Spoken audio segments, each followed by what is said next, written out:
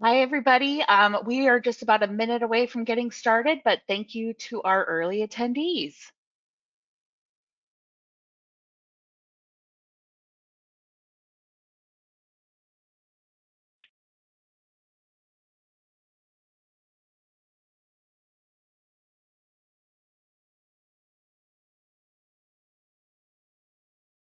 All right.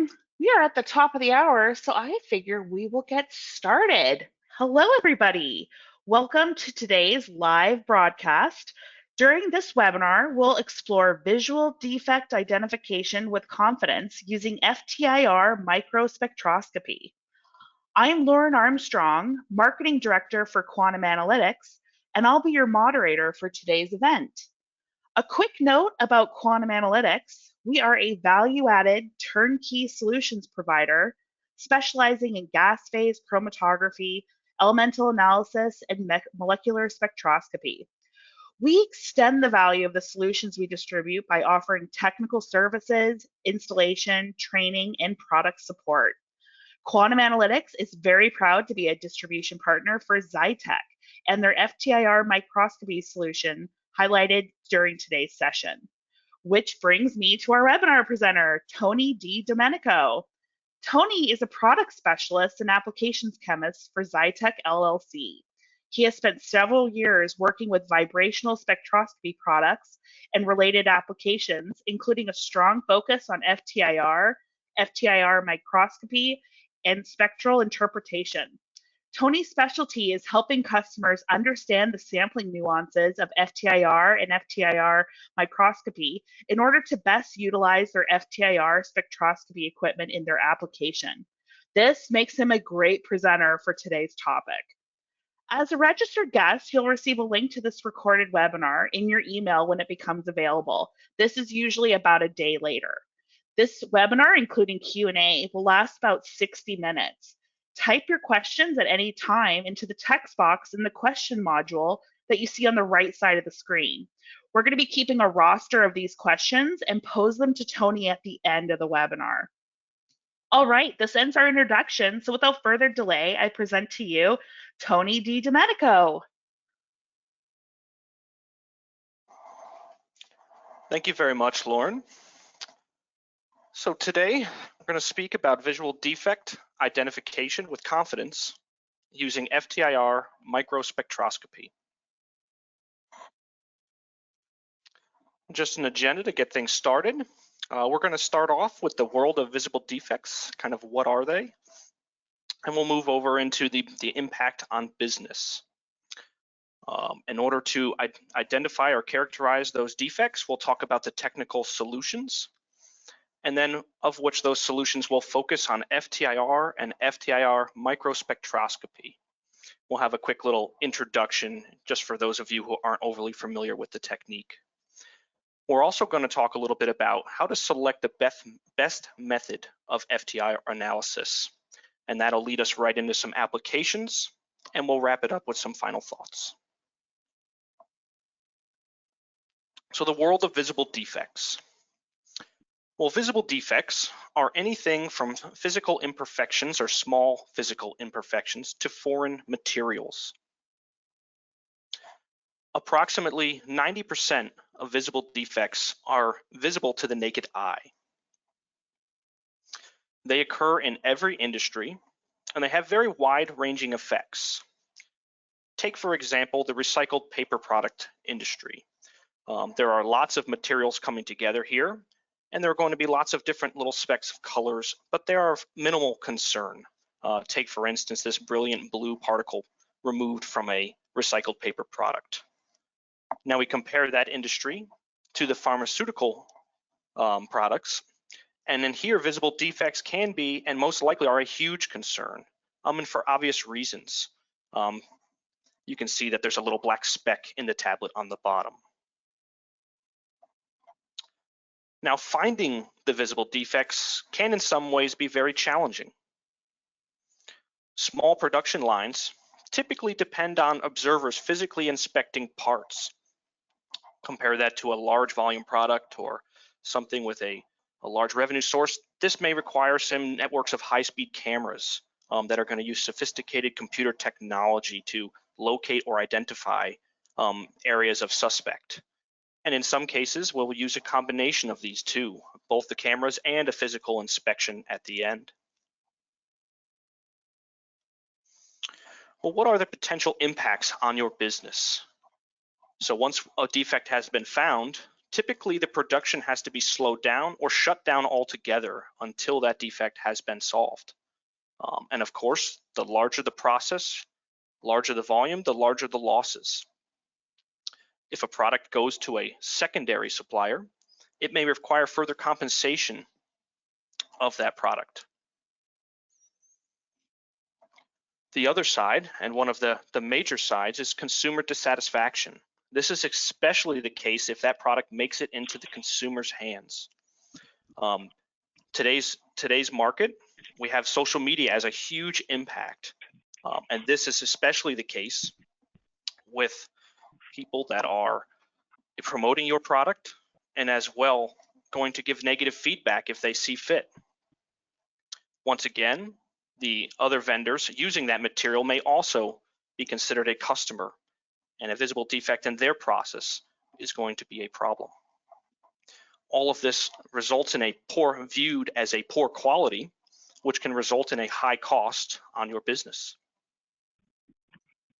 So let's dig a little bit more into the world of defects. And I'm going to focus on two categories. The first of which being foreign particulates. So these are things like dust and dirt or fibers that get into your process. They could be degrading or leaking process equipment or cross-contamination from another process nearby. We can think of an all-purpose flour, inspecting a bag of flour and seeing a black speck in a white background. This is clearly something that would be foreign to the material.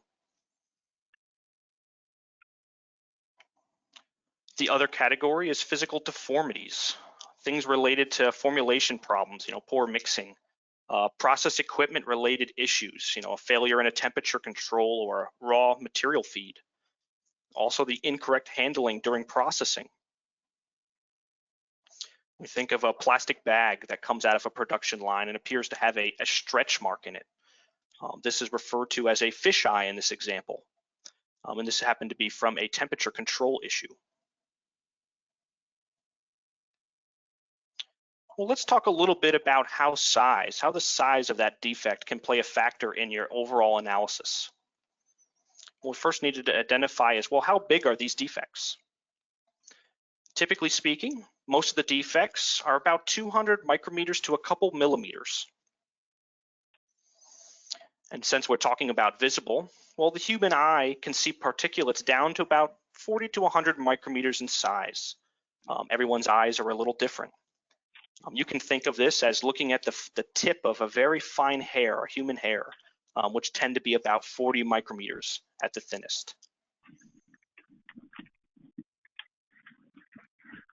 And of course, the smaller the defect, the less material there is for the analysis that's going to follow. We'll relate this to an injection molded part, looking at the front bumper off of an automobile. Notice that by the visible eye, there seem to be some bumps on the part coming off of the line. A closer visible inspection turned out that the bumps were in between 2 and 5 millimeters. Compare that to a computer inspected part where the computer is using the network of cameras, picking out the contrast of a black speck on a pharmaceutical tablet. This speck is much smaller, coming in at around 200 micrometers. Well, once a visible defect has been identified and pulled to the side, we're going to need to identify or at least characterize the material in order to solve the problem. The very first step is routinely an inspection by a visible microscope, often referred to as a stereo microscope. In most cases, this is used for a simple observation to get used to the color, the material, the edges, the surface texture, to get an understanding of what you're working with and where it's located. In some cases, this can be used for an identification. A particular person might be very familiar with the process it's coming from, or may have seen this in the past and gone through the motions of identifying it. For materials that cannot be identified using the visible microscope, we need to use an additional technique. And so some of the most general forms of these techniques are Fourier transform infrared spectroscopy. In most cases, this is very good for a general identification of a wide range of materials. Very similar to FTIR is Raman spectroscopy. Once again, is used for the general identification of a large range of materials. Due to the inability of Raman and FTIR to analyze metal contaminants, the use of X-ray fluorescence is going to be a technology used specifically for metal shavings to identify the composition of the exact metal. As we move away from more of the general identification or metal identification, we're going to get into some more complicated techniques that are used on complex or very small amounts of samples. The first of which being gas chromatography mass spec. This is particularly used on very complex samples, or as I mentioned, more of like a trace technique. Similarly, we have electron microscopy. Now, this is SEM for scanning electron microscopy. This has the ability to go beyond the human eye. In some cases with physical deformities, the underlying cause of the issue is actually something we can't see. So this is a technology that is used to get down to the very, very small samples. And then we have nuclear magnetic resonance, or NMR. This is another technology that's used on very complex samples and is very costly and requires some more operator skill to operate. As a general note, as we look at this chart and we look at kind of the bottom three techniques in comparison to those top three, the overall cost of each of those systems, including the operators that have to run them, generally increases. So let's take a look at FTIR spectroscopy. This is the focus of today's discussion. FTIR spectroscopy is really the laboratory workhorse. And there's several reasons for this. One of which being is it's a very affordable system.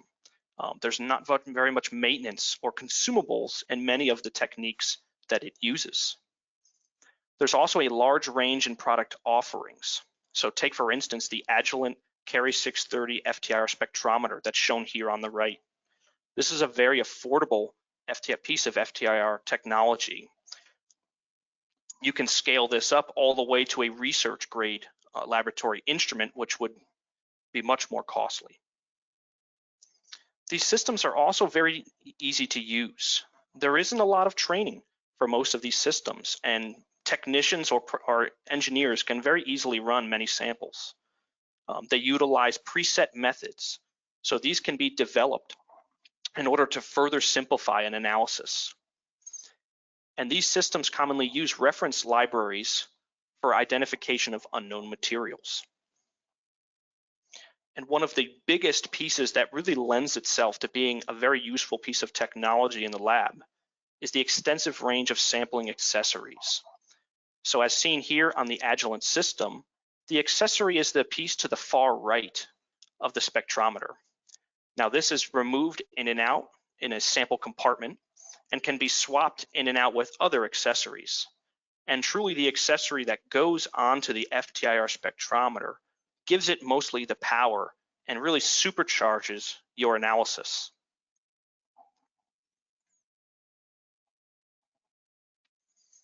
Well, for those of you viewing who aren't overly familiar with FTIR spectroscopy, let's spend a few moments and just overview the principles.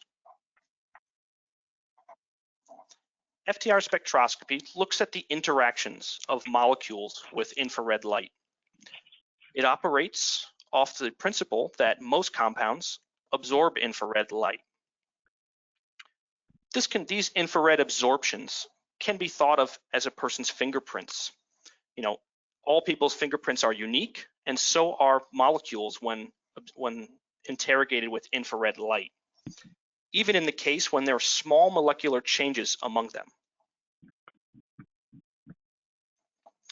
As we mentioned, we use reference libraries to identify unknown materials, and these reference libraries are commercially available and can be developed in-house. Another great benefit of FTIR spectroscopy is that many of the techniques used are non-destructive, and so therefore we can preserve the sample for further analysis using other techniques. And so just the general workflow of bringing a sample to an FTIR spectrometer, you would take your unknown material and you would place it into the sampling accessory of choice. That accessory is going to interrogate your sample with infrared energy and generate an infrared spectrum. So this is a plot of the absorptions due to the chemical bonds within that molecule. We can then run this infrared spectrum through our library of known materials and come up with a best match. In this particular instance, this material was identified as polypropylene, a very common plastic material. When we talk about FTIR technology, let's start with a basic FTIR analysis. So this would be referred to as macro analysis. So in this technique, we're dealing with more in the terms of milligrams of material or millimeters in size. FTIR technology is really a bulk technique in this case. There are numerous accessories that are capable of macro analysis. Some very common techniques are attenuated total reflection, or ATR, and liquid cells. And for those of you that are very familiar with FTIR technology, there are also older techniques that are being used less and less, referred to as KBR pellets or Nugel moles. Now, in terms of microanalysis or getting down to your smaller materials, those materials that are barely visible to the human eye, we need to use another piece of technology. We need to bring in a microscope. When we combined a microscope with FTIR spectroscopy, we'll refer to that as microspectroscopy or an FTIR microscope. So this allows us to take the usefulness of infrared absorptions and to focus them down to a very small or discrete area. We can also now combine our discrete analysis with an image. And so as we move over from macroanalysis to microanalysis, now we're in the domain of picograms of material or micrometers in size. The term micro is commonly used. And so if we look at our bulk sample from before, now we would be inspecting a small area, right? We see a physical difference in color and size between something within our sample. And we go ahead and look at that through the microscope. We get a magnified visible image, and we can make out that there is in fact two different materials here. We have what looks like a white crystalline solid, and then we have something that looks to be wetted or clear in nature. And now we can utilize the microscope portion to target each of those individually. So let's take a look at the product or the white crystalline solid material, and we get out an infrared spectrum. We can compare that to our other material that we noticed and run that through a library search, and we get out a good match for an oil. So this happens to be an oil contaminant inside of this process.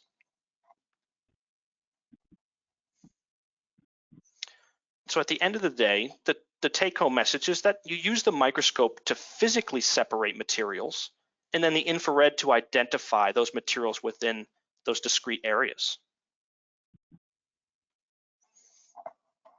So as Lauren mentioned earlier, I'm here representing Czitek, and we have a range of options from macro to micro analysis.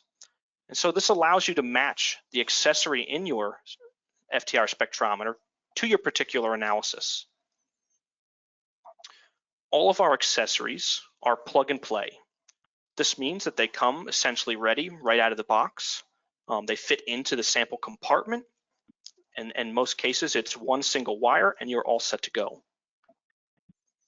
The software that comes with these for doing the visualization, or in the case of the microscope, to control some of the internal light sources and apertures, is very intuitive and easy to use. All of the systems are very affordable, and one of the ways that we did this was to make sure that they are compatible with any FTIR, whether it's old or new.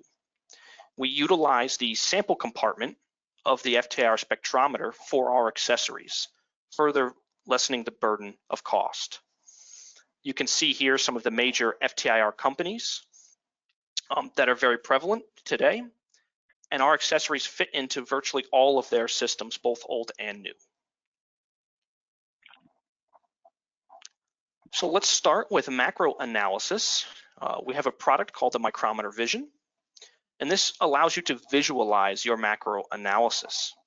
And so in the image on the right, you can see the Agilent Carry 630 FTIR spectrometer with the Micrometer Vision attached to the front. So that would be on the right side with the big red handle. So this device is an attenuated total reflection spectroscopy device, otherwise known as ATR.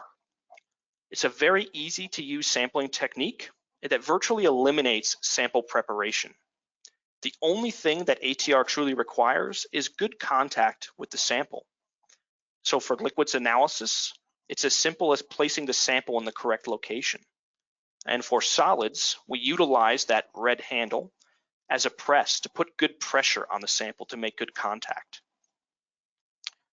We also combine a camera that looks up through the middle of that device. This allows you to have some form of targeting and to visualize what you're sampling. This is especially useful for defects or small areas within a sample that are generally larger than 2 millimeters. Another benefit of the micrometer is the sampling flexibility. The micrometer has a range of what we call disc options. So these are the metal or stainless steel discs that you see in front. And these allow you to tailor your analysis to your sample. The discs include options for increasing sensitivity, analyzing black rubber materials, and even changing it from an ATR device to an external reflection that's very good at analyzing reflective surfaces like metals. And all of these disc options are easy to add as you go. There's no need to buy them and align them ahead of time. Everything comes out of the box and ready to go.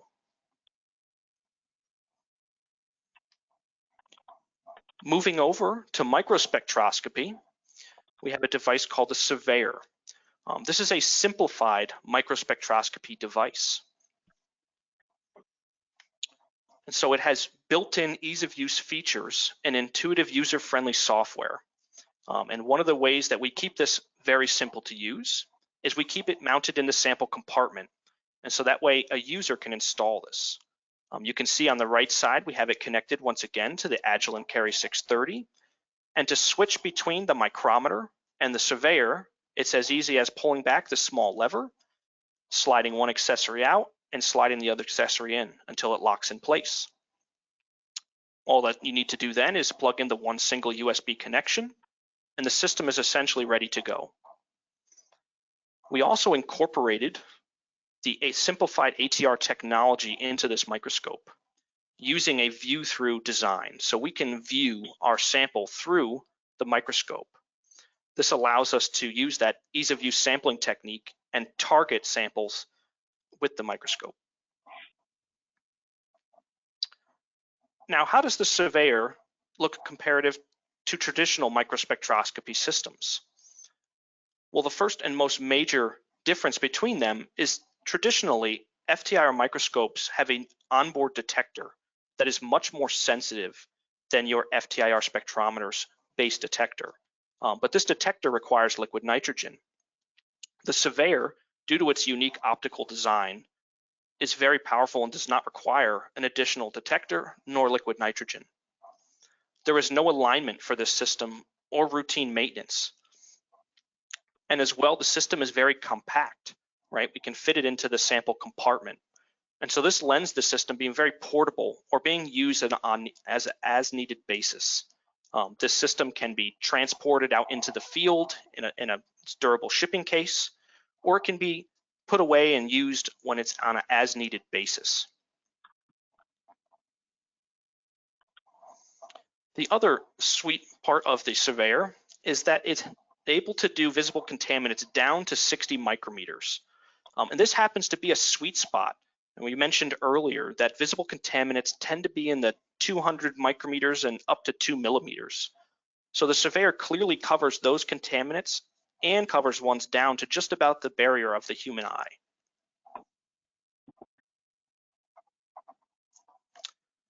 So one of the common questions that we get when using the surveyor or a micrometer is, how did we first get to the step of deciding which analysis are we going to use? So we'll start with, we found a defect.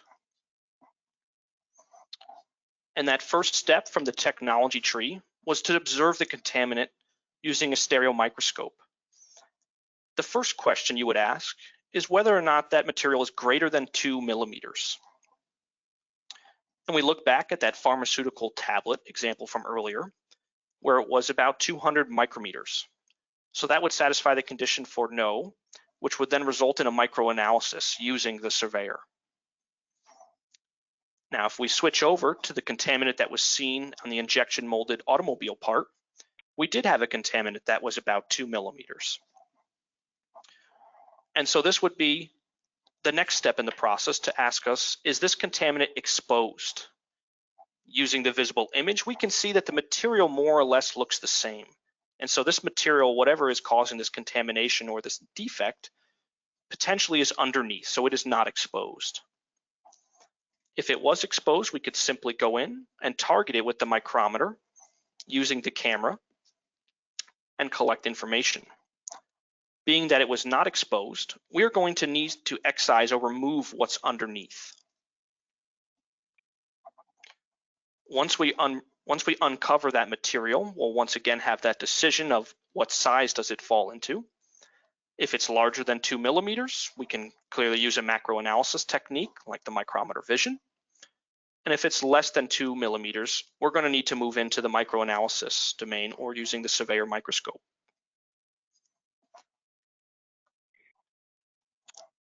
Once we choose that we're using the surveyor, as in both cases we'll see shortly, will require microanalysis. There are, again, 3 different techniques to use. We have the simplified ATR approach, where in this case we utilize a diamond ATR.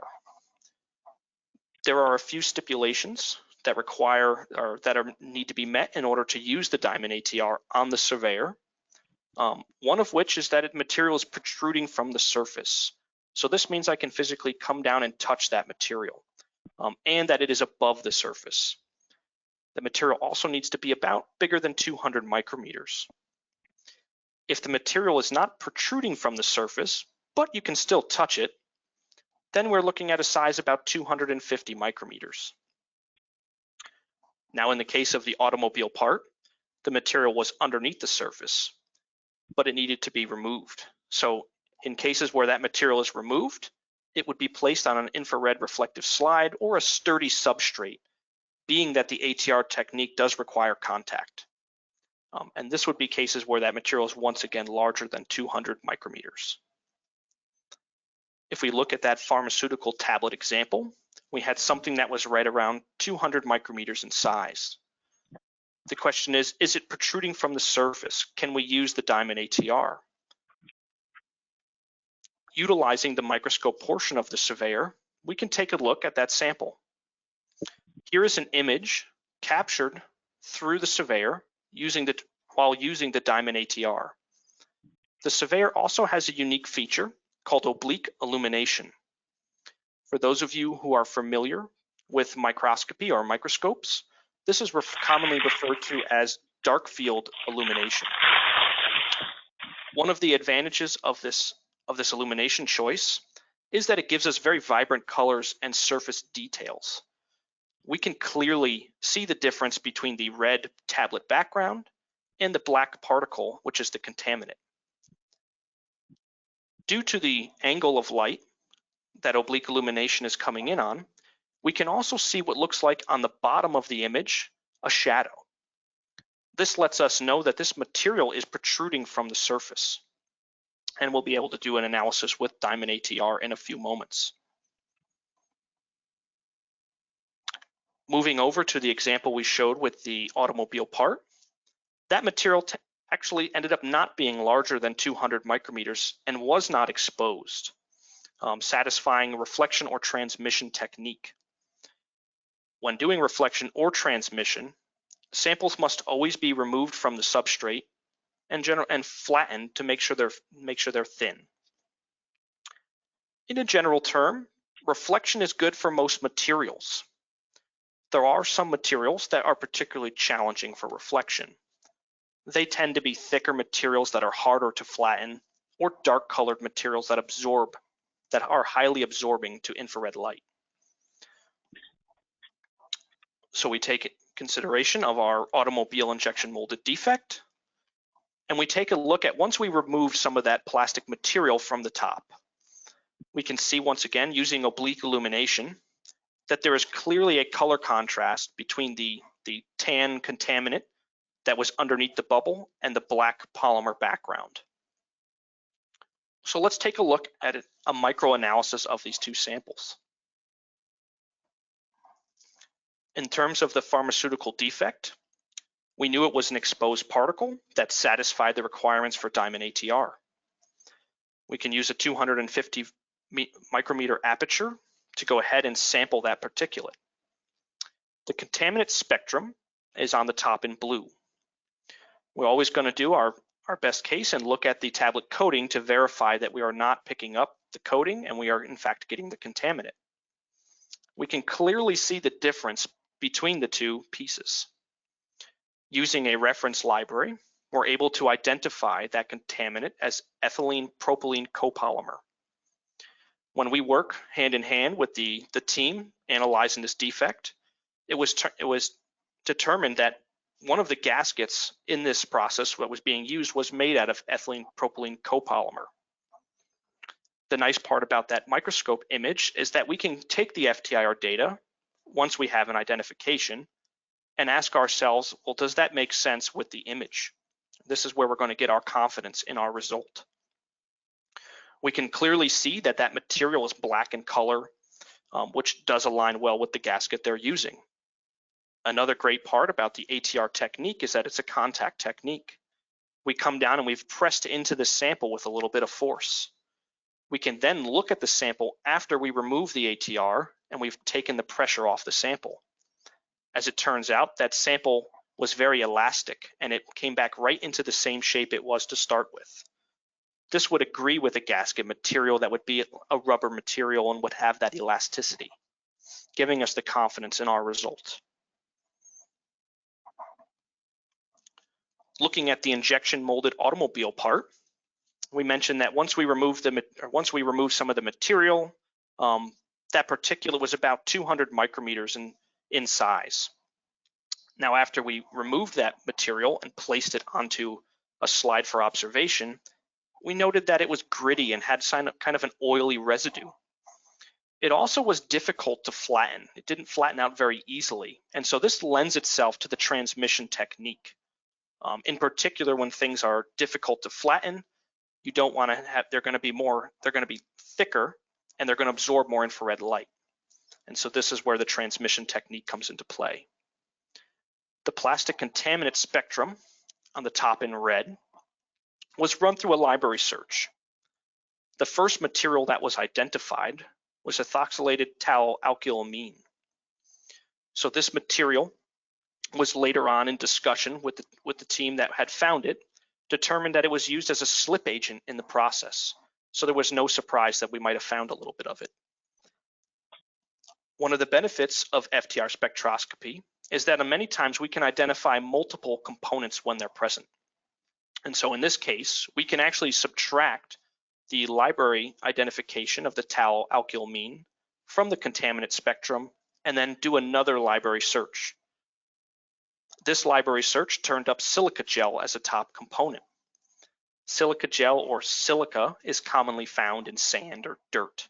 And it was determined that this was actually some dirt that made its way into the process equipment. Looking back at the food contaminant where we had our black spot in flour, we noted that this was most likely a foreign contaminant. The batch of flour was observed to have small, less than 500 micrometer black spots in it. We were approached and it was kind of assumed that this is probably nothing too crazy. It's just some thermal decomposition, some charred material in the flour. But we have some concern. This is going to go to consumers. People are going to eat this. We need to do justice and identify the material. So you can see the image on the left using a simplified stereo microscope at 30 times magnification. Nothing particularly fancy. It's about 200 micrometers in size. Being that we can come down and touch it, but there's a lot of material present around it, the easiest way to sample this is to remove it from the batch of flour and analyze it via diamond ATR. Collecting the spectrum, which is the black spot identified in red on the top, in comparison to our flour, we can see that there are stark differences. If this were in fact some charred flour, it would look much more similar. Running this black spot through a library search, it has features and identifications consistent with proteins and carbohydrates. Very typically, this can be found as thought of as a natural protein or a natural protein source. And it would not have been something that came from a thermally degraded material or piece of flour. It was determined that most likely this was actually some bugs that got into the material, and it was further verified using some images of the other spots found and could make out some materials that looked very similar to an insect's legs.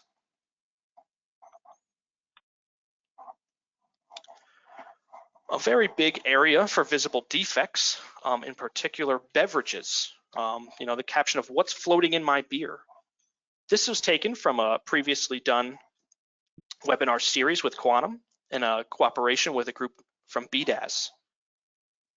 This was determined that microscopy played an essential role in not only identifying these materials, but being able to tell the story of where they potentially might have come from. So if we look at the top spectrum in red, which correlates to the top left image, this was noted as a twisted fiber. It was clearly noted that they could see the fiber using a simple stereo microscope, but wanted to determine could this be from the filtration being used in the process. Looking at the identification of the fiber, we noted that it was cellulose in composition. So once again, this is a library search coming up with a match. The cellulose did not match the composition of the filter, but cellulose is a cellulistic fiber is a very routine material, especially in cotton clothing. And this most likely was determined to come from an article of clothing. The large picture on the right side that correlates with the spectrum in green, the white flake, came out of a bottle of beer. The main concern here was that we had a foreign material that had entered the process, something that you wouldn't be necessarily wanting to ingest. Using the infrared microscope to target that particular area, we were able to identify that white flake as a protein. It's very similar to the bug that was seen before, but it's lacking really a carbohydrate in nature. Fortunately here in the beer making process, there is a lot of protein material that's being used, and it was ruled out that this was most likely not a foreign contaminant, and rather just a little bit of material that made it through their filtration system and could be refiltered out. The final picture on the bottom left completely had them stumped. This material did not appear to have any shape, any particular characteristics. It was just kind of an unknown material, and they deemed it a UFO, which stands for unidentified floating object. Running that material once again through the microscope, we're able to identify that as polystyrene. It was looked back in the process, and polystyrene was used as one of the packaging materials, and somehow this had made its way into the bottle at that point. So all samples in this case were identified very quickly, And as well, the visual images were very capable of being used to not only tell the agreement with the spectrum, but to give further evidence of where they might have come from. And at the end of the day, we wanted to be able to relate this back to, well, how would the surveyor particularly help, and how do I justify the cause of using one versus my methods I'm using now? So in our recent interaction with a customer, we looked at their product line where they had about $500,000 in revenue a year. Break that down, it's about $1,370 a day.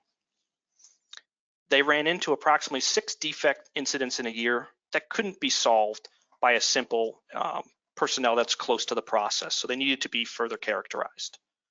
Each time they found one of these, they had to shut down production and identify the defect before they could turn it back online. Typically, they used their centralized internal R&D lab, and they said that it was about 3 days for them to get the sample to them, analyze, and get results back. This equates to approximately $4,000 in lost revenue. But the major concern they brought up is that typically they have backlogs going on. This is a centralized R&D lab. They are supporting many different manufacturing sites. And so they had to go outside that lab and use a contract lab so that they could get their process up in a timely fashion. The contract lab had a standard that they could take up to 5 business days unless you pay quite a bit more money for a rush job. The general analysis was about $2,000, and so you could say about $9,000 in lost revenue. In the best case scenario, this equated to about $24,000 a year in lost revenue, or $54,000 in the worst case. The first question was, well, if we do purchase a SurveyIR microscope, who is the one that is going to be qualified to use it? And looking at their team, they had a process engineer that was already using the existing FTIR with an ATR press in order to do some routine bulk identification. Using a surveyor with a diamond ATR, there was going to be very minimal training needed to bring this person up online. It was estimated that they could get their production line down to about a half a day shutdown for each of these incidents. And so at the end of the day, the system essentially paid for itself over the course of 1 single year. So with that said, FTIR spectroscopy provides very valuable information on visible defects. We understand that visible defects can many times be addressed by people that are very close to the process. They've seen something in the past, this looks to be the same. They've been through the works already on these materials. In the case of the flower, there's always going to be a need to confirm suspicions. You don't want to be wrong. And there will always be unidentified materials that are going to need some additional analysis. FTIR spectroscopy can be very cost effective and is very good at a general analysis of a wide range of materials, which lends itself very well to visible defects. Many labs already have an FTIR spectrometer, and so this allows you to tailor your FTIR from macro to micro analysis. In particular, the surveyor provides a very affordable microanalysis solution that benefits both old and new FTIR users. You don't necessarily need to know FTIR that well to use a microanalysis tool like the surveyor. And all of those ease of use features come into play here, and that it's truly ready when it's needed. This is a system that can be left off to the side, being that it needs no alignment, and inserted into the sample compartment when it's needed. And so that lends itself to being a very powerful tool, yet it's very easy to use. And always at the end of the day, there are going to be materials that FTIR spectroscopy on its own will not be able to solely identify. It may pick up a certain part of that material, but it will not give all of the answers in some cases. However, FTIR spectroscopy is a non-destructive technique, and therefore the sample is always being preserved to be further analysis on. With that being said, I'd like to thank you all for listening. Now I'm going to turn it over back to Lauren. Awesome. Thank you so much, Tony. That was amazing. All right. So Before we dive into the Q&A, I wanted to give everyone a reminder that if you haven't already done so and you do have a question for Tony, you can type that in right now into the question module that you see in the GoToWebinar control panel. We are going to get to as many questions as we can, and for some reason, if we can't get to yours, we will be in touch after the webinar. All right, let's dive in. So first question for you, Tony, is from someone. I have a Thermo Magna FTIR. Are your accessories compatible? Yes, the Thermo Magna is the SurveyIR, and actually all of our accessories are compatible. And one of the nice pieces about the SurveyIR and all of our accessories is that you can actually, it's only the base plate that changes out between most of them. So even in the event of having an older system, you can use the SurveyIR, and down the road you want to upgrade to a new FTIR. There is no need to purchase a whole new microscope. It's a simple small cost of a base plate, and you're up and running with your new system. Fantastic. All right, second up, we have visual defects that come up, but we're not sure if the SurveyIR will work for these kinds. Is there any way for them to get tested to verify that the system will work in their application? So yes, it's actually very common. We get quite a few samples, being both the micrometer and SurveyIR, and we are very happy to run those samples to give you a better feeling of how easy the system is to use. Luckily today's tools, we can set up very quick virtual demos where we show the system, not only the usability of the system, but can review results directly with you to show what kind of information the system can provide on your particular samples. Awesome. All right, next up, this is going to be a handful, so I hope I am relaying this correctly. And again, if I'm not, we can always take this up after the webinar. If I see some yellow brownish stain on a piece of white paper, such as from finger grease, the typical thickness of the stain layer would be less than 1 micrometer. So if I use FTIR, ATR, or an IR microscope, the penetration depth will be in the 10 micron range. And as such, the signals are mainly from the paper fiber material. And the signal of the yellow stain might be hardly visible. How do you deal with something like this? Well, this is a challenging one. 1 micrometer is fairly thin.